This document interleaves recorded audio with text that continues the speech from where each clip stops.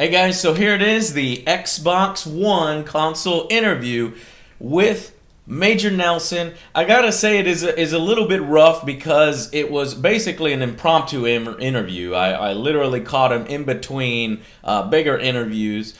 And so I definitely had a piece of paper, and I was referring to your guys' questions on that one. I don't do that for any other interview, but I definitely didn't want to mess this one up. So sorry for that if that bothers some of you guys that I'm looking down at the paper. I'm trying to keep eye contact as much as possible. But I wanted to make sure that some of your guys' questions were asked. Now, if you guys, I also apologize for a little bit of the framing. I don't think, I don't think Larry really saw where my camera was because it was so small. But eventually I tried to correct him and move him over for you guys. But that's all little stuff. Let's get to the meat and bones. Let's get to the actual interview. And then afterwards, if you guys want to know a little bit more about how this came about, and really I would love to discuss the interview with you guys and discuss the whole situation with you guys, because I didn't get to really ask the super, the big questions that I wanted. They had ended the interview before then and pulled him out. So also hope that we can stay diplomatic, rational. I know that when my first impressions video has a lot of profanity and stuff, but that is literally a first impressions video. When you get into these types of interviews, you have to conduct yourself in a little bit more professional manner. So please keep it civil in the comments, and please show respect to people who are excited about the Xbox One. Regardless of the decision, your own personal decision. All right, so let's check out the interview. Hi, I'm Larry. Hey Larry, how's it going? Angry Joe with the Angry Joe Show. How you doing? You remember me? Oh shoot!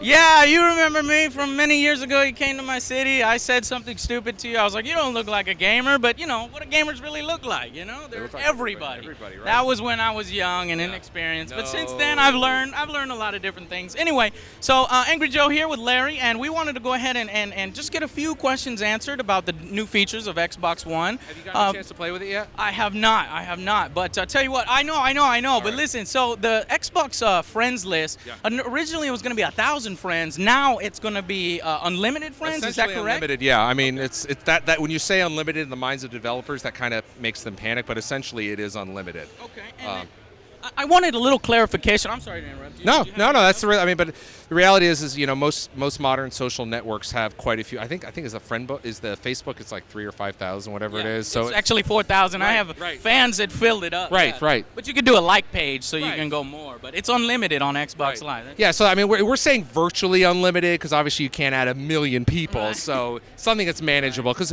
adding more friends is something that we're doing. We're also have to make sure we can manage it properly so that you have the tools to manage it. Yeah. Now, I've been with Xbox for about 12 years. A lot of my game reviews have been... I like that. Well, a lot of my games reviews have been Xbox, but I'm a little bit disappointed in some of the DRM policies, but you said that there is a family plan which allows you to share up to 10... with up to 10 family members, and a lot of people are scratching their heads and saying, how exactly does that work? Does that mean 10 of my family members can play the game 2 at a time on this? Like, I buy one game. Let's say I buy Killer Instinct, right? Yep. And my dad wants to play with me. It, right? Hey, I love Killer Instincts. That was really cool of you guys to bring back a franchise like that. I mean, it may not be made by Rare. I think it's Double Helix in cooperation with Rare. But anyway, it's a great idea. But Killer Instinct, if you have multiple family members play it at a single time, you only buy one copy and you can have up to 10. No, you have to think of it as a library, kind of like exactly like it works today. If you and I are a family, your dad, I'm the son, if you buy it, I can actually check it out and play it, and then or you can play it. So it's concurrent. Think of it as whoever's playing, one person at a time, just like it is today. But you can't play it simultaneously off of one. Well, maybe you can probably play if they're split screen. You can. Okay. But it's not like you're buying one copy for all 10 members. Okay. Do you understand? And how exactly is that implemented? By IP address? Like, what are the concerns of people like file sharing and not really doing family and just doing it amongst their friends? Well, I mean, there are a lot of scenarios that this enables, and I'm sure that our audience is going to get very creative. For instance, if I had a son and he was away to college, if I bought the next Halo, I could drop it in, and then I can call him up and say, hey, go ahead and download it if you want to check it out. Because you have to remember, everything's digital, it's in the cloud. That's the benefit. That's the benefit of our approach and the architecture of the system. Well, the problem with that is that in the There's Xbox, no problem with it. It's all great stuff. I love it, dude. I'm the original console. I'm a huge fan. I can't call it Xbox One anymore because there's a new Xbox One. So it's Xbox Original. I bought that. Was a beta tester. It was. Boy. Oh yeah, That's yeah. big boy. My gamer tag says 10 years, and I was really excited about. Hold on. work. Yes, but the problem is, it's when after 8 years, all the Xbox Original games were shut down. You know, you can't play them online. So we're a little concerned. Is that going to happen to the Xbox One after a certain amount of time, or the Xbox 360 after 8 years? I mean, if we're going all digital. Yeah, I mean, obviously that's something that we're going to work out. We're not going to just shut things off, and we haven't. good. This generation hasn't even begun, so we're already looking at shutting it down. Come on, we're not doing that. Okay, and you guys also say that you are going to allow gifting, or rather trading. So can you explain that? You can give your. Well, yeah. Right now, what we've announced is the ability for us to, when I'm done with the game, and I don't, you and I aren't, we're not in a family plan. I can give you the game. And that's it. You don't even have to be in the same house or in the same town or even in the same state. But that happens once, right? Yeah. So what happens with that new owner? Can he then go resell that game at a retailer? Not to my knowledge, no. Okay. And so the Xbox One, I've actually read it is region locked, and you guys aren't releasing in Poland, which you guys are promoting Witcher 3, which is a huge title, but you're not promoting in Poland. Yeah. So if it's region locked, one of your main titles isn't even available on the Xbox One, right? I actually haven't even looked into that, so I'll have to take a look at that. I'm not that familiar with that specific question. Okay, I appreciate it. Been busy at the show. Yeah, for sure. And recently, Don kind of made a comment about internet and nuclear submarines, which a lot of people took the wrong way. Have you heard of that? I have not heard. Basically said, if you can't buy an Xbox One with internet, then why don't you just buy a 360? You know what I'm saying? But people who don't have good internet connections in rural areas, or for example other countries or military bases. Have you looked at the specs on it? Because we're actually been very clear about, hey, in order to really realize the future and the vision that we're going to have with Xbox One, it's a connected console, right? But it limits it quite a bit. But it doesn't. It actually doesn't limit it, because the experience that I just described of me giving you a game when you're on the other side, is that limiting? Or the fact that we're a family and you could check games out of the family library, but and if you don't even need the physical disc anymore. Is that limiting? No, not. But you're building the infrastructure in order to allow DRM. So you say only at participating. This isn't about. Okay, next question. All right. Well, that was a really important question. Okay, cloud gaming. So one of the new features of the Xbox is the power of cloud gaming. Originally, some people had said that maybe it would be as powerful as 1 or even 3 Xbox Ones. How exactly does the cloud gaming computing work to make it more powerful? Well, you have to think of the fact that because it's connected with Xbox Live, that you have more, for lack of a better term, transistors in the cloud. So we can do a lot more things on the cloud side, which frees up the console to handle other tasks. So you should think of it that way. We've seen some of the games on the floor that are really thinking smart about the cloud. We'll see them over the next many years throughout the life of Xbox One. I mean, you have to admit, Joe, that the world is moving digital and online. Do you agree with me there? Can we? I do agree with you there. I definitely do. And we've seen some wonderful things happen when you move things into the cloud. Do we agree on that? Yes, we totally agree on that. We are definitely moving into an online, completely online. Maybe we'll eventually go all digital. Yeah. And we just want to make sure that our investments are protected. So, I do too. Well, okay. If Xbox is going to do this, they're dead set on doing this. You know how perhaps Steam have a bunch of great sales right now on the Xbox. Give us a game on Steam? Currently, no. I don't Right, think I you think can. I don't think you can. That's a feature that you guys you have. have a You family- guys is there a just family deserve plan on all Steam? credit. Is there a family No, there is not a family plan on Okay, Steam. go ahead. But what I'm saying is Steam does have discounts. You know, the games on demand, those games seem to never really drop in price too much. Right. Steam has those Steam sales. Will Xbox be offering amazing sales to entice people? Because essentially it's becoming more like a PC with the DRM and all that. So will you be having great deals where people are like, oh my God, that's what, $20, or you have a whole bundle? You know how Sure, they I mean, do, right? the Steam You know does the it all summer with sales. with older games. Absolutely, I see it all the time. Okay. But we're certainly building this infrastructure. We actually do that today on Xbox Live Marketplace. So it's a great sales over the holiday.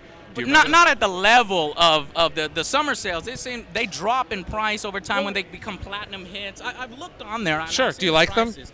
Do you like the yeah, games? some Okay. games because I've been with Xbox Right, for 12 years, right. but I'm asking Yeah, I mean, you, it's will there be infrastructure Well, to allow massive sales sometimes? There absolutely is an infrastructure for that. I mean, that's what we're talking about, this move to the digital. So we're real happy with that. And you guys will be doing that? Well, I can't say we're going to have sales on day one. I mean, the console's not even out yet, Right. so, right? Right. Okay. So certainly the team that handles the marketplace is going to look at that, and they want to do what's right for the customers and give them deals. I mean, we have some really good deals, and we have some good deals all the time. But certainly with this new infrastructure we're building, we want to get more and more aggressive. And so for one final question here is, so what about for users who just don't want to, have this DRM and be forced to buy the Kinect and different? I know, you're not but looking at the benefits of the family. Do you not care about that? The fact I you only do need care one about gold that, but subscription now? okay, here's what I care about. Some fans for Peru walked up to me and said, "Joe, we love your show, man. Oh, big fans." And we're Xbox guys. You saw the Peru guys? Yeah, Well, the I don't know if Xbox those, One but- is not being released in the Peru region, so it's going to be region locked. Perhaps not right away. Okay, if you remember when we launched the 360, it was a regional rollout. We did different regions. We certainly want to give Xbox One to as many people as want them, but there's a lot of things we have to do first to make sure that we're in local compliance with the laws, we have the right gaming Right, which in the the European Union, they actually have a law that says that publishers cannot dictate to you that you cannot resell your game. How do you get around that? I'm not familiar with the law, so You're not I'm familiar a with lawyer, so I was just told that. I don't know for Yeah. certain on Yeah, that. we're Somebody not- told I'm me not that. a So lawyer. Are you a lawyer? No, I'm not a lawyer. I don't think we should be talking about that, Okay, do all you? right, fine. We'll move on. But one final question that I did have for you is, what do you say to those people that don't have a good internet connection that want to buy an Xbox 360? Just like they asked the same question to Don. Sure, I can say that when you say you don't have a good internet connection, you just need you could use a mobile. You could tether to your phone. So there's a lot of different options. We've talked But about you that. guys also have the option to disable. I know it's very simple to disable the 24-hour check-in and the one. Do you? Are you on the development team? No, I am not on Okay, the so I development think team. I think that's a little bold of you to say it's simple. Well, I'm pretty sure that you guys you're building the infrastructure. Okay, they did say that it's you leave it up to the publishers. Let's use, for example, The Witcher, CD Projekt Red, who's not really into DRM, right? Can they choose, for example, to say, well, we don't want any DRM on our games. You can do used games. You can give your games to your friends unlimited amount, not just once. Or will you guys impose the restriction of only lending that game once? We want to do what developers and publishers want to do, and if that's something they're interested in doing, then we'll certainly work with them to make sure that they get success. Okay, that's wonderful. That's a step in the right direction. So if a publisher says we don't want to do any DRM, We're actually really happy about where we're going with Xbox One, because you have to think of it this way: Xbox One is the future. We talked about the cloud and computing, Kinect, and all yes, these. I other know. things. Eventually, we're going there. We're going there. But Do you some want to come to the future with me, Joe? I do want to come Okay, to the good. future, but Good. okay. Well, thank you very much for your time. I really Pleasure's appreciate all it. mine. Thank I you so really- much, Larry, I for like doing this. I really like your work, man. So keep it up. I respect you for having this interview with me. Thank you. I appreciate it. People are just a little confused, sometimes a little angry and disappointed with the console. We're still a few months away Okay. from launch. There's just a a lot few to learn. more questions there. Maybe I can email you the rest of them at Sure, another we'll time. figure it Okay, out. thank you I gotta so go do a much, live sir. show. So that's where the interview pretty much ended. BR had pretty much said that's enough and come out. And it sucks because it was just at the point that I was going to ask some of these really, really important questions that I was saving towards the end there, so that, we can gradually get to that point without, having the interview ended. It sucks I didn't have more time, and you'll notice that if my eyes go off in one direction, I'm staring at, some of these handlers that are really like mad dogging me at that point. So that made me a little bit more like, nervous or not nervous, but more rushed, which leads to sort of a kind of rushed or poor interview as far as the questions go. But I tried my best, and hopefully I don't disappoint you guys. I mean, I'd love an opportunity where I can sit down, and have 15 minutes or 20 minutes with them, and that way I could have time to prepare. But I knew I wasn't gonna get that, so that's kind of the best we were gonna get. And so hopefully you guys are cool with that. So if you guys want to know more about how the interview came about and want to discuss maybe some of the things that Larry mentioned that might actually be new, the tethering the phone, the giving it working with publishers on, the policies in the DRM, and some of the questions I still had left, and basically a little bit of the discussion surrounding the Xbox One. Please check out part 2. It's basically just going to be a discussion of our interview and the situation around it. I think you'll really enjoy it. If you guys want to focus, why didn't you say this? Why didn't you do this? Or why are you acting this way or that way? Or, please check out that video and maybe you'll understand just a little bit more about that whole situation. But overall, I thought it was a fantastic opportunity and interview. I probably could have done better, but what I want to say is that thank you very much to Major Nelson for allowing the interview and not just canceling right when he sees me or anything like that. So I really appreciate that. He seemed engaged. He seemed into it. Afterwards, when it seemed as if PR was kind of upset at me, I was talking with Larry and he goes, "It's all right, Joe. Don't worry about it. It's no problem." And he was an extremely nice guy. Everything they say about Major Nelson is 100% true. He is a very, very nice person. So thank you to Major Nelson, and I really hope that he will take some email questions. Maybe if we can just do something real easy like 5 or 6, but 5 or 6 very precise questions. And wording them much better. So check out part 2. That's probably where we'll do that together, and I'll send those in, and hopefully they'll have a response for us, because a lot of us out there definitely want to know a little bit more about some of these Xbox One features. Okay? Alright, so I'll see you guys on that video, and stay tuned, by the way. I've got 15 other video interviews. They all go much smoother. I don't have a paper cheat sheet or anything like that, so please stay tuned for that. It's really important to hear the developers talk about the games, see their own passion. So check out those videos. They're coming up soon, and I'll see you guys on the next Angry Joe Show.